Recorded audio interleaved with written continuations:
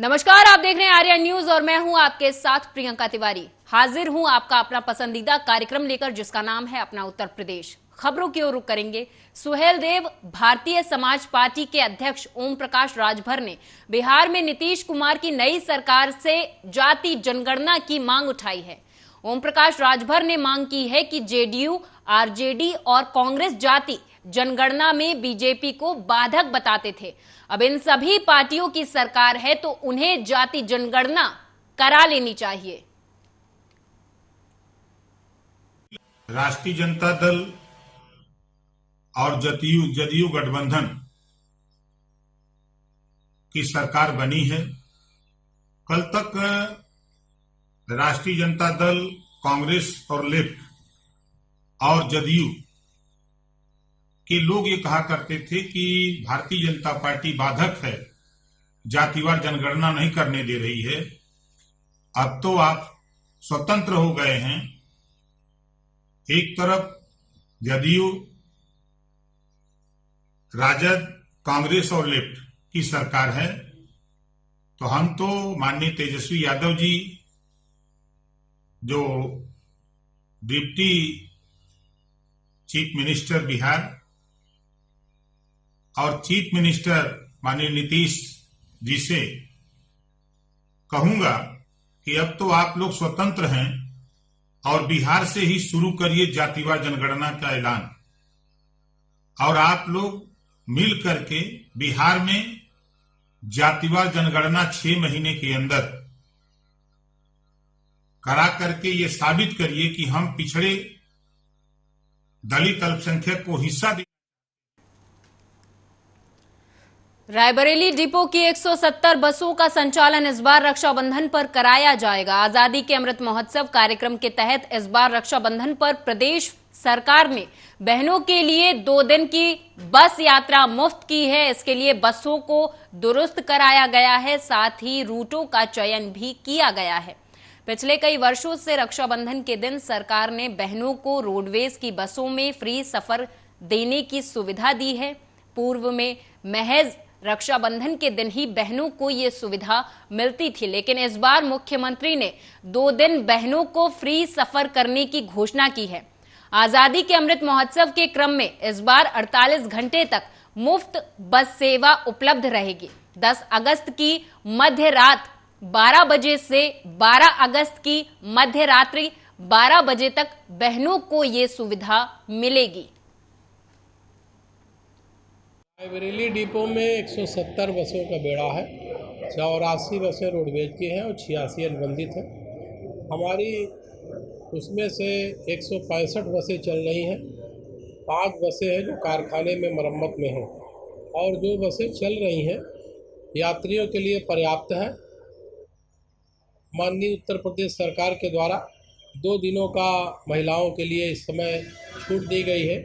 विगत 5-7 वर्षों में 1 दिन का छूट रक्षाबंधन के पर्व पे रहता था, लेकिन इस बार आज़ादी के अमृत महोत्सव को देखते हुए उत्तर प्रदेश सरकार के द्वारा 2 दिनों का फ्री यात्रा सम्मानित महिलाओं को दिया गया है।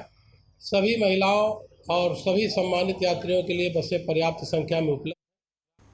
और इस बीच रायबरेली से बड़ी खबर सामने आ रही है। आप सभी दर्शकों को बता दें, जिले में कोरोना का विस्फोट हुआ है। डॉक्टर समेत 26 लोगों की रिपोर्ट पॉजिटिव आई है। जिले में एक साथ 26 मरीज मिलने से स्वास्थ्य विभाग में हड़कंप मच गया है। जिले में 796 लोगों की जांच कराई गई थी, जिसमें 26 लोग संक्रमित मिले हैं। जिले में एक मरीज की संख्या बढ़कर 75 हो गई। सभी मरीजों को होम आइसोलेट कराकर दवा की किट घर पहुंचा दी गई है। बड़ी खबर रायबरेली से, जहां पर जिले में कोरोना विस्फोट हुआ है। इस कोरोना विस्फोट से स्वास्थ्य विभाग में हड़कंप मच गया है। डॉक्टर समेत 26 लोगों की रिपोर्ट पॉजिटिव आई है।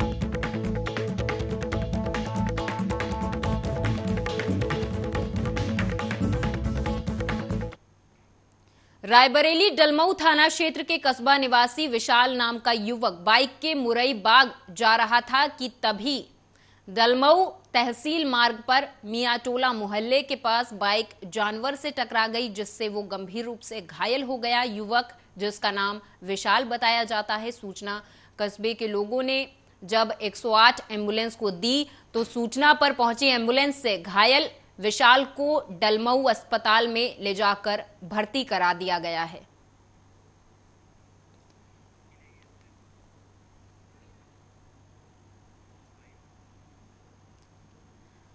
रायबरेली शिवगढ़ थाना क्षेत्र के अंतर्गत भवानीगढ़ चौराहे पर स्थित जनसेवा केंद्र के सामने खड़ी बाइक को टप्पेबाज उड़ा ले गए। बाइक चोरी करने की पूरी घटना सीसीटीवी कैमरे में कैद हो गई है। घटना की जानकारी मिलते ही पुलिस प्रशासन में हड़कंप मच गया है। मौके पर पहुंचकर पुलिस ने जांच पड़ताल शुरू कर दी है।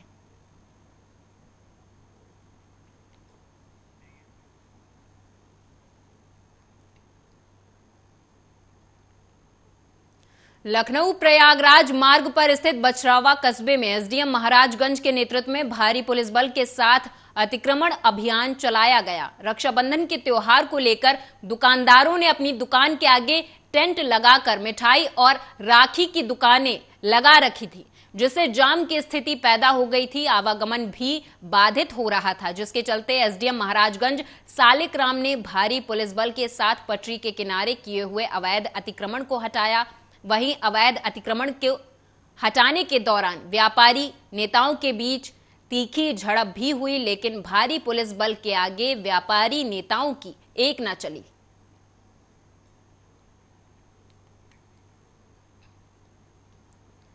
भारत नेपाल सीमा पर तैनात एसएसबी जवानों की कलाई रक्षाबंधन के पर्व पर सूनी न रहे, इसके लिए आजादी के अमृत महोत्सव और रक्षाबंधन पर्व को देखते हुए महाराजगंज जनपद के रतनपुर स्थित कस्तूरबा गांधी विद्यालय में पढ़ने वाली छात्राओं ने तिरंगे के स्वरूप का रक्षा सूत्र बनाकर बॉर्डर पर तैनात एसएसबी जवानों को भिजवाया है। साथ ही साथ जो जवान विद्यालय में मौजूद थे उनकी कलाइयों पर राखी बांधकर देश की सुरक्षा का संकल्प दिलाया है। ये आज़ादी के 75 वर्ष पूरे होने पे इस बार अमृत महोत्सव मनाया जा रहा है, जिसके क्रम में हर घर तिरंगा कार्यक्रम चलाया जा रहा है।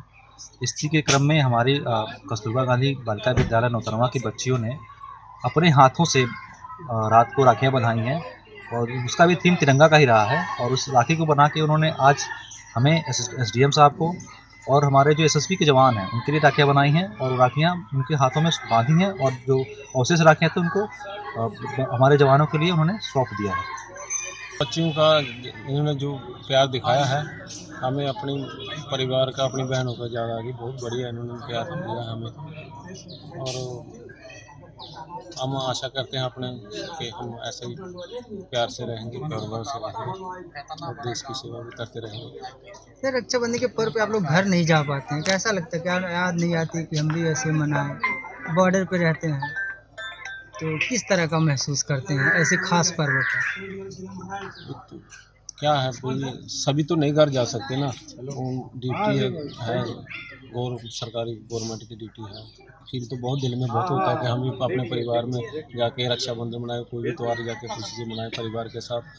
तो अच्छा हमें ये भी ड्यूटी हमारी ज़रूरी है, बॉर्डर पे है लोगों के साथ। तो वहीं हरदोई के पाली कस्बे में दो समुदाय विशेष के बीच जमकर विवाद हुआ। जमकर इस बीच ईंट पत्थर भी चले। तमंचा लेकर घूमता नजर आया एक युवक। तो वहीं एसपी और डीएम भारी पुलिस बल के साथ मौके पर पहुंच गए। असलहे लेकर और पथराव करने का वीडियो सोशल मीडिया पर अब वायरल हो रहा है। हरदोई से आप ये खबर देख रहे हैं, जहां पर दो विशेष समुदाय के बीच विवाद हो गया और विवाद इतना बढ़ा कि ईंट पत्थर चल गए, असलहे हवा में लहराते हुए दिखाई दिए और वीडियो अब ये सोशल मीडिया पर वायरल हो रहा है, जिससे पुलिस विभाग में हड़कंप मचा हुआ है। आरोपियों की तलाश लगातार जारी है। याद हुआ है यहाँ कस्बे में एक हिंदू युवक का कुछ मुस्लिम युवकों से विवाद हुआ था। इनमें से कुछ द्वारा आज शाम को उसके घर पर धावा बोला गया, धमकाया गया, जिसकी तहरीर सूचना थाने पर दी गई। इसके पश्चात मोहल्ले, चूँकि ये मुस्लिम मोहल्ला है, उनके द्वारा समूह में जो युवक है उसके घर पर पथराव किया गया। और उनसे बदसलूकी की गई। इस संबंध में अभियोग पंजीकृत किया रहा है। कड़ी कार्रवाई होगी, दोषियों की शीघ्र गिरफ्तारी की जाएगी। इंस्पेक्टर सहित 2 सिपाहियों के चोटिल होने की सूचना है। नहीं, ऐसी कोई बात संज्ञान में नहीं आई है और न ही जैसा कि कहा जा रहा है इसका कोई तिरंगा या बरेली से अगली खबर है, जहां पर आपको बता दें कि आज आजादी के अमृत महोत्सव के शुभ अवसर पर अपर पुलिस महानिदेशक बरेली राजकुमार, जोन बरेली पुलिस महानिरीक्षक बरेली, परिक्षेत्र बरेली रमित शर्मा, वरिष्ठ पुलिस अधीक्षक बरेली द्वारा पुलिस लाइन बरेली में सभी अधिकारियों और कर्मचारियों के साथ श्रमदान कर आसपास साफ सफाई कर वातावरण को स्वच्छ रखने का संदेश दिया गया है।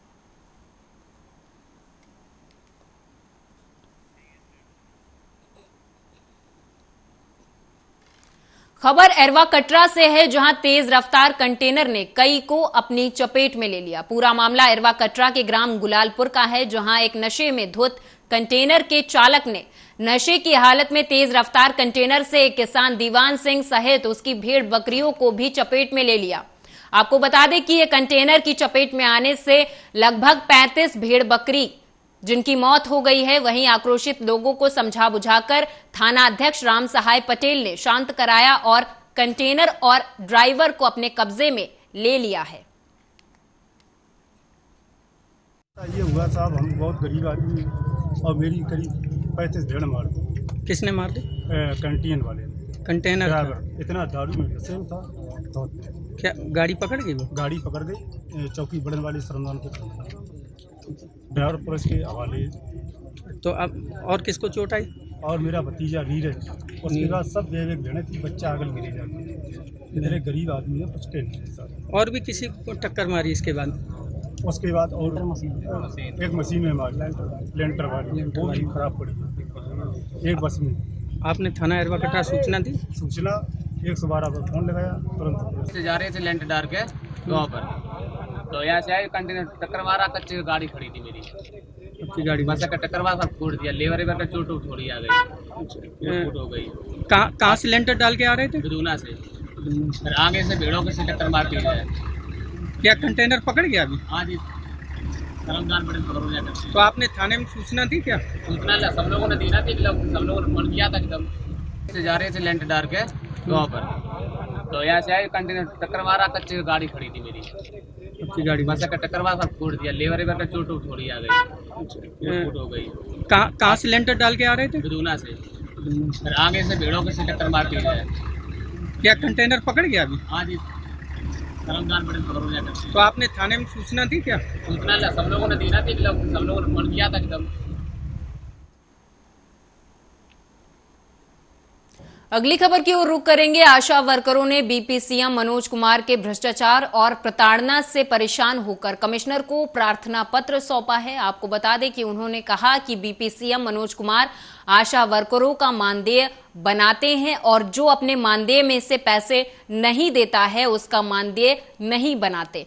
पहले तय कर लेते हैं कि हमें कितने पैसे देने हैं, उसके बाद हमारा पैसा खाते में डाला जाता है और पैसा न देने पर परेशान भी किया जाता है।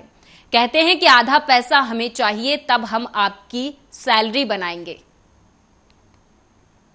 मनोज बीसीपीएम का ये मामला है कि मनोज बीसीपीएम फर्जी संगठन बता रहे हैं कि फर्जी संगठन वालों को जेल भेज दो, ठीक है, और ये फर्जी संगठन चला रहे हैं। इसका मामला ये खुल के आता है मैदान में कि जो ये घोटालेबाजी कर रहे हैं, ये जो आशाओं से उगाही कर रहे हैं, उस पैसे में हमने रोक लगा रखी है। इस वजह से मनोज हमारे संगठन को फर्जी बताया। कैसी उगाही कर रखी, क्या है? जो पैसा हमारी आशाओं का पड़ता है, वाउचर का पैसा पड़ता है, और जो हमारी आशाओं का 750 वाला पड़ता है, जो भी पैसा पड़ता है उसमें इन्हें हर कदम कदम पे पैसा चाहिए। कितना पैसा मांगते हैं? सर जी, जैसा जिस आशा से उनका माहौल बन जाता है वैसा मांगते हैं। ये कहाँ पर अपॉइंट है इस समय? ये है अपॉइंट 11 बिलाती। सर, मैं ये जो आशा यूनियन वर्कर्स उत्तर प्रदेश की जो संगठन है, हमारी शिवती दीदी ने जो बनाया गया है, उनके द्वारा मैं इसी में जिला महामंत्री के पद पे हूँ। और अब से पहले मैं रामश्री गंगवार दीदी जो थी उनके संगठन में काम कर रही थी। तो उस संगठन को कभी फर्जी नहीं बताया गया, लेकिन इस संगठन को फर्जी बताया जा रहा है। तो मेरा बस ये कहना है कि मनोज भाई और रामश्री गंगवार जो हैं दीदी, उनके द्वारा फर्जी बताया जा रहा है। तो बस मैं ये कहना चाहूँगी आपके चैनल के माध्यम से कि हमारे संगठन की और उनके संगठन की जांच कर ली जाए। जिसका संगठन सही हो या जिसका जो भी हो, उसके खिलाफ कार्रवाई की जाए। तो मनोज जो पैसे का जो लेन देन का मामला चल रहा है, उसका क्या मामला है? तो सर वो उनके ब्लॉक का मामला है, मुझे इसमें पूरी जानकारी नहीं है, तो मैं कुछ। यूपी के फिरोजाबाद में पुलिस लाइन स्थित मेस में खाना अच्छा न बनने की शिकायत को लेकर एक सिपाही वर्दी में ही सड़क पर आ गया। अपने हाथों में खाने की प्लेट में रोटी दाल चावल लेकर सिपाही ने खाने की गुणवत्ता बताई। उसने कहा कि पानी जैसी दाल मिलती है, कोई अधिकारी सुनने को तैयार नहीं है। सबके सामने सिपाही ने रो रो कर मेस में मिलने वाले खाने की असल कहानी बताई। दरअसल आपको बता दें कि प्रदेश सरकार चाहे लाख दावे करे कि पुलिस विभाग के सिपाहियों को मेस में अच्छी क्वालिटी का खाना मिल रहा, लेकिन फिरोजाबाद का ये वीडियो कई सवाल खड़े कर रहा। फिरोजाबाद पुलिस लाइन में एक सिपाही जिसका नाम मनोज कुमार बताया जाता है, उसने दावा किया है कि उसके मेस में अच्छा खाना नहीं मिलता। उसने सभी दावों को खोखला बता दिया, जो अपने आप में एक बड़े सवाल खड़े करता है। यहां पर पुलिस प्रशासन और बड़े अधिकारियों में हड़कंप मचा हुआ है। अब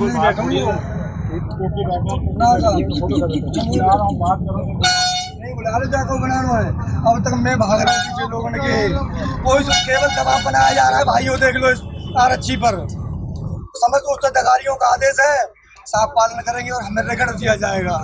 कोई सुनने वाला नहीं है इस विभाग में।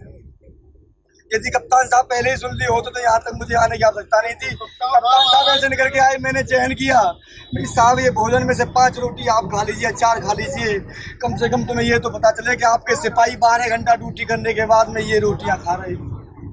जिसको यहाँ के आप कुत्तों को डाल दीजिए, क्या आपके बेटा बेटी खा सकते हैं? मैं केवल आपसे ये पूछना चाहता हूँ बस, यदि आज यूपी में हिंदुस्तान में मानवता जिंदी है तो बता दीजिए उत्तर प्रदेश पुलिस के आरक्षियों को सब दबाते जा रहे हैं। कोई सुनने वाला नहीं। मैं सुबह से भूखा हूं, मैं किससे कह दूं? या मेरे माँ बाप थोड़ी है। इतने पर भी मुझे धमकी दी जा रही आ रही महोदय द्वारा, करना द्वारा, मेस मैनेजर द्वारा कि तुझे बर्खास्त करके छोड़ेंगे, थाली को तुम लेकर के जनता के बीच में चला गया।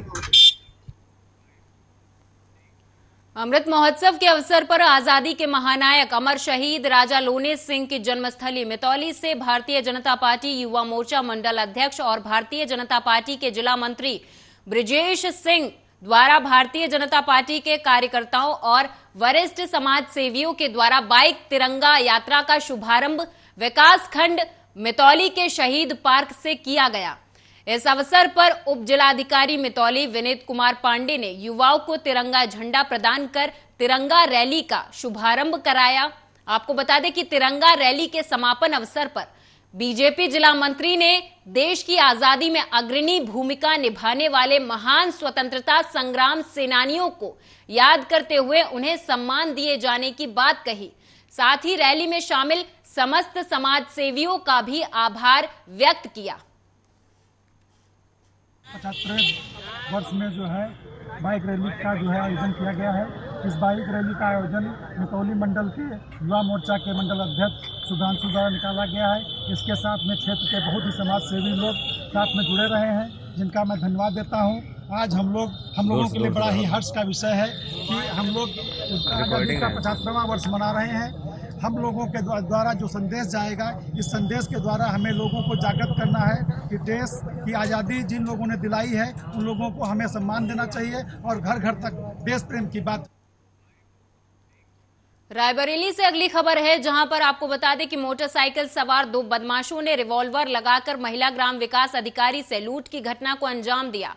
मामला गुरबख्शगंज थाना क्षेत्र के अंतर्गत जतुआ टप्पा गांव के पास का है, जहां सताव ब्लॉक में ग्राम विकास अधिकारी के पद पर तैनात सुष्मिता सिंह स्कूटी से जब अपने घर जा रही थी कि तभी रास्ते में 2 बाइक सवार बदमाशों ने ओवरटेक करके महिला गाड़ी को रोका और कनपटी पर रिवॉल्वर लगा दिया और महिला से चेन और अंगूठी लूट ली। वहीं महिला से लूट करने के बाद दोनों बदमाश बाइक सवार मौके से फरार हो गए।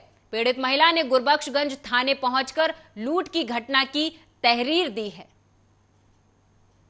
मामला ये है कि जब मैं ब्लॉक से निकल रही थी मीटिंग के बाद, तो रास्ते में जा रही थी टप्पा के पास, सुनसान एरिया है, वहाँ पे दो लोग बाइक पे सवार होकर बहुत तेजी से मेरी गाड़ी रोकी और उसके बाद मुझसे कहने लगी कि जो भी सामान है दे, पैसा कौड़ी जो भी है। तो फिर हमने सोचा मतलब क्या ये बोल रहे हैं, फिर तुरंत उसमें दोनों जो लोग थे टक्कर लिए और मेरे ऊपर हाथ पे रख दिए और लड़का जो बाइक में बैठा था वो ऐसे करके मतलब आगे, तो हाँ मेरी चैन थी मतलब ऐसे दिख रही थी, तो वही चैन उसने। और मेरे साथ इस खास पेशकश में बस इतना ही। आप देखते रहें आर्या न्यूज।